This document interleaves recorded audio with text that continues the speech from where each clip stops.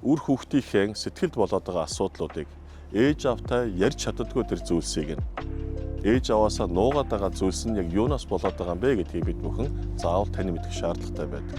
Яг үр хүүхдийнхээ хамгийн чухал үед нь анзаарч чадаагүй тэрхүү сэтгэл дотор байгаа харилцааны асуудлуудыг энэхүү ивент дээр бид бүхэн нээлттэй ярилцах болно. За энэхүү арга хэмжээн дээр хамгийн голчиж миний хүргэх зүйл бол хүүхэд багаасаа зорилгоо зөв тодорхойлох, өөрийнхөө авьяас мэргэжлийг зөв олох.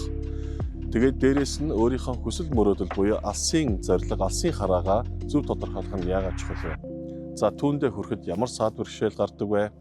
Нийгмээс ирж байгаа бас юм дарамт, шахалт гэдэг зүйл хүүхдийг хэрхэн зөв замаас нь гаргаж хазаалгаж болдог вэ гэдэг талаар. За ингээд хамгийн гол нь хүүхдүүд ирээдүйдээ өөрийнхөө чиг замыг зөв олсноороо яаж сэтгэл зүгээ дархлаатай болгож хүчтэй болж альва нэгэн ийм амьдралын саад бэрхшээл гэдэг зүйлийг хүчтэй давж гарах вэ гэдэг талд нь би илүү онцгойлж илтгэл тавих болно.